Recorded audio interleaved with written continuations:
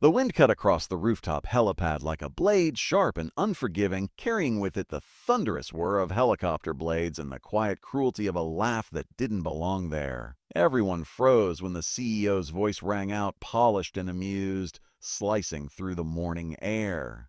"Fly this helicopter," she said, pointing with careless confidence, "and I'll marry you." The words landed like a slap, aimed at the janitor holding a broom instead of a badge, a man everyone had learned to look past. No one expected what would happen next. No one imagined that within minutes the truth would surface and leave all of them, utterly speechless. Before this moment, before the mockery and the challenge, life had taught Daniel Cross how to disappear in plain sight. He wore the gray uniform of a building janitor, the kind that made people assume they already knew everything about him. He cleaned offices before dawn and long after sunset, moving through glass corridors and executive floors with a quiet efficiency that never drew attention. His hands were rough, his posture humble, his eyes observant in a way few noticed. Every morning as the city woke up beneath the towering headquarters of Skyreach Industries, Daniel arrived early, sweeping the helipad where the company's private helicopter rested like a symbol of unreachable power. He did the job carefully, respectfully, as if the aircraft were alive, as if it deserved dignity even when the people around it did not show him the same courtesy. If you believe that kindness, patience, and second chances still matter in a world that often laughs at the quiet ones, take a moment right now to like this video, share it with someone who needs hope, leave a comment, and subscribe to the channel. Stories like this are reminders that what we see on the surface is never the whole truth. Skyreach Industries was led by Victoria Hale, a woman whose name was synonymous with ambition. She had inherited the company young after the sudden death of her father, and she had transformed it into a powerhouse through sheer will. To her employees, she was brilliant, intimidating, and distant. To the media, she was a symbol of modern success, sharp suits, sharper decisions, and no room for sentiment. She had learned early that showing vulnerability invited weakness, and so she armored herself with sarcasm and control. That morning, she stood on the helipad reviewing a delayed flight schedule, frustration written into the tight line of her jaw. Investors were waiting, deals were fragile, and nothing irritated her more than inefficiency. Daniel was sweeping near the edge of the painted circle when she noticed him. To her, he was part of the background, like the concrete beneath her heels. When the pilot reported sick and the backup was stuck in traffic, tension snapped something inside her. Her eyes landed on Daniel, the janitor who always seemed to be around, always quiet, always invisible. A smirk crossed her face, born not of malice alone but of exhaustion and a lifetime of never being told no. That was when she spoke the words that would change everything, turning a man into a joke and a challenge into a spectacle. Laughter rippled through the small group of executives and staff nearby. It was uncomfortable laughter, the kind people use to signal loyalty upward, not kindness outward. Daniel stopped sweeping. For a moment, the only sound was the helicopter idling, the city breathing far below. He could have laughed it off. He could have bowed his head and returned to his work. That was what everyone expected. That was what the world had trained him to do. But something stirred inside him, something old and heavy and tired of hiding. Daniel's life had not begun in obscurity by accident.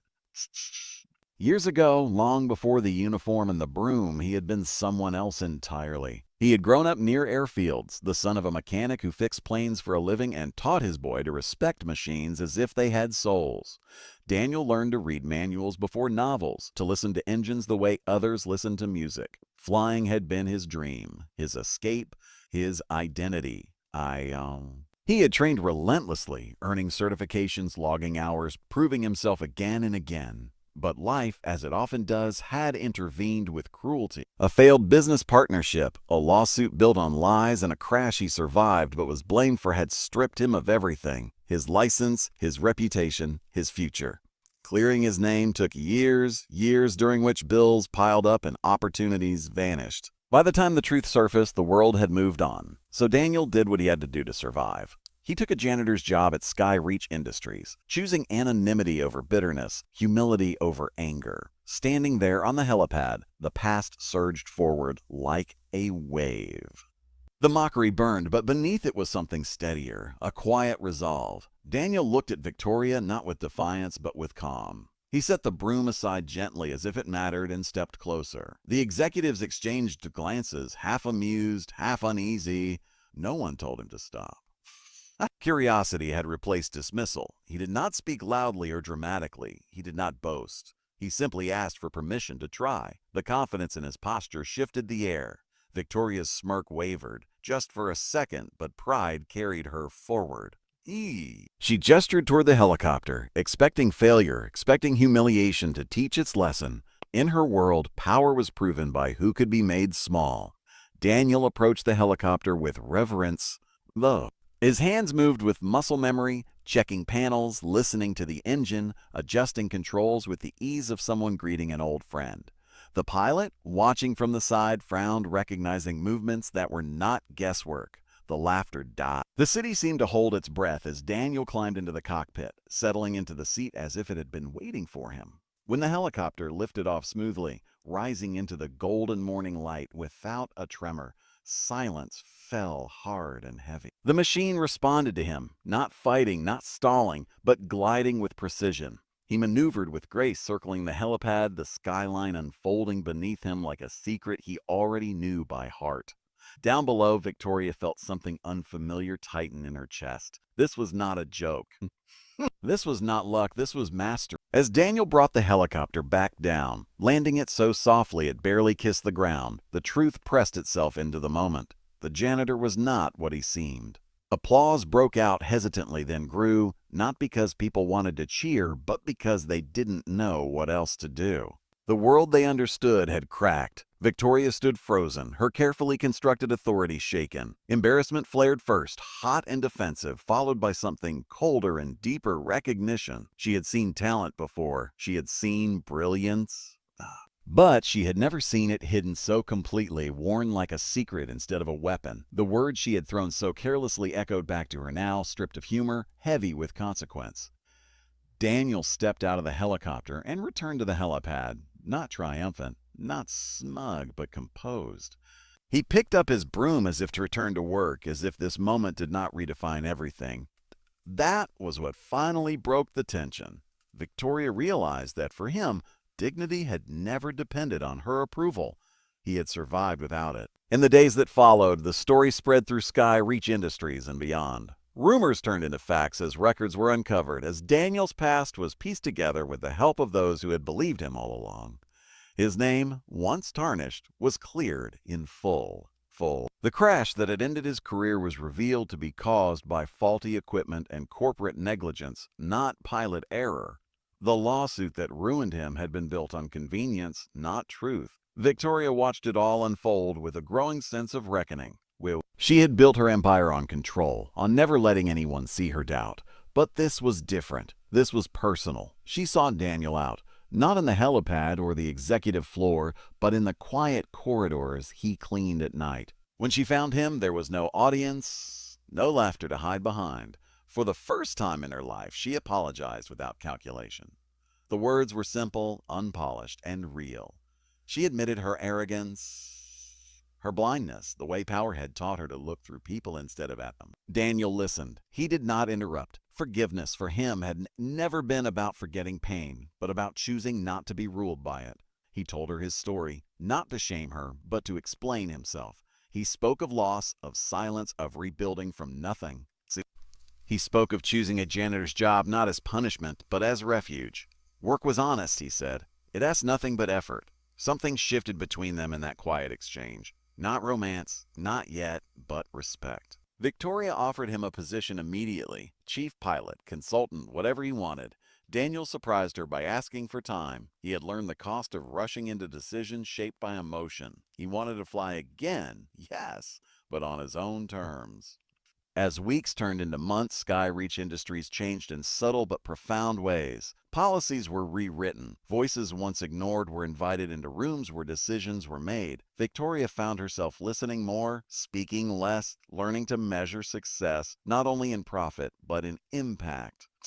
Daniel returned to the cockpit eventually, flying with a renewed sense of purpose, mentoring young pilots who reminded him of himself before the fall. And somewhere along the way, between late-night strategy sessions and early morning flights, between shared silences and hard conversations, something deeper grew. Victoria saw in Daniel what she had lost in herself, a connection to meaning beyond power. Daniel saw in Victoria not the mockery of that morning, but a woman unlearning armor she had worn too long. Love, when it arrived, was not dramatic or loud. It was patient, earned, and rooted in equality. The memory of that first day on the helipad never left them. It became a reminder etched into both their lives of how easily dignity can be dismissed and how powerful it is when reclaimed. Victoria never joked about marriage again, but when she did eventually ask Daniel to share his life with her, it was not as a challenge or a test. It was as a choice spoken with humility and hope. If this story is touching something inside you right now, if it's reminding you of moments when you were underestimated or when you underestimated someone else, please take a second to engage with this video. Like it, share it, and subscribe. It helps keep stories like this alive. And just before we end, I want to ask you something special. Comment below with the words "I believe in hidden strength" if you believe that people are more than the labels placed on them. Because sometimes the greatest secrets aren't hidden in locked rooms or sealed files. Sometimes they're sweeping the floor right beside us, waiting for the moment the world finally stops laughing long enough to listen. The day after the helicopter landed, Skyreach Industries woke up different, though no one could quite explain why. The glass walls were the same, the elevators hummed as usual, and the city still stretched endlessly beyond the windows, but something invisible had shifted. People who had never noticed the janitor before now watched Daniel with curiosity, with questions they didn't dare ask out loud. Some smiled awkwardly. Others avoided his eyes, embarrassed by how easily they had laughed along. Daniel felt it all, yet he carried himself the same way. He arrived early, uniform pressed, movements calm. Fame, if it could even be called, that had never been what he wanted. What mattered was that a door long welded shut had finally cracked open. Still, the weight of the past did not disappear overnight. Every step toward the cockpit brought back memories of the crash, the courtroom, the headlines that had called him reckless without proof. Healing, he knew, was not a straight line. Victoria, on the other hand, did not sleep that night. The echo of her own voice, "Fly this helicopter and I'll marry you," kept replaying in her mind, stripped of humor, naked and cruel. For the first time since she'd taken over the company, she felt exposed. Not because she'd been wrong in public, but because she'd been wrong in private, in the quiet assumptions she carried about worth and status. She had built her success by never looking back. Now she was forced to. In the following weeks, she began doing something her inner circle found unsettling. She started asking questions. Not performative ones, not the kind designed to lead to a conclusion she already favored, but real questions. She asked maintenance workers how equipment failures were reported. She asked junior staff why turnover was so high in certain departments. And when she asked about Daniel, about why a man with his skills had been mopping floors, she didn't interrupt the answers.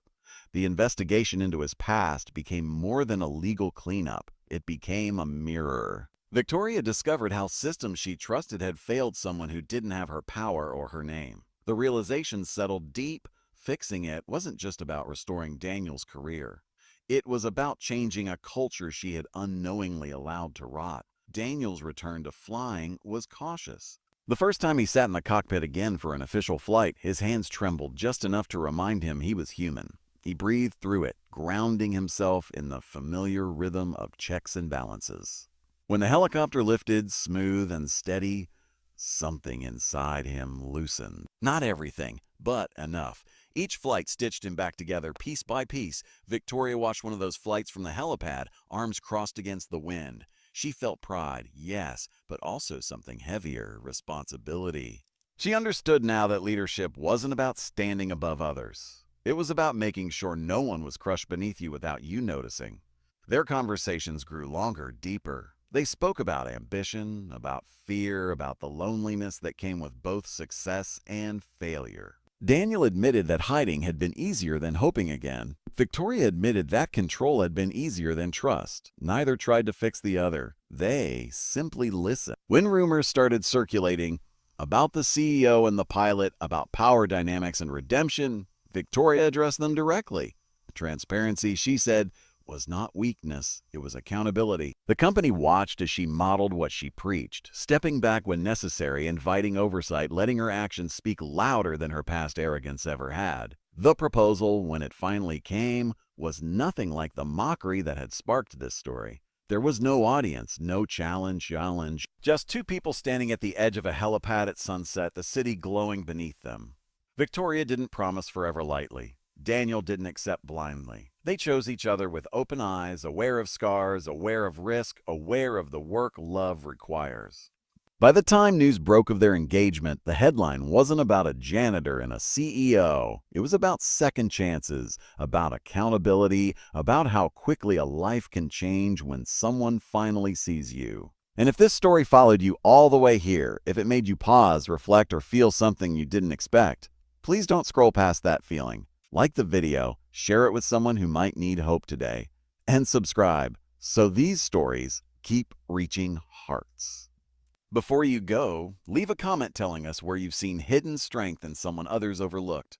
Your words might be the reminder someone out there is waiting for.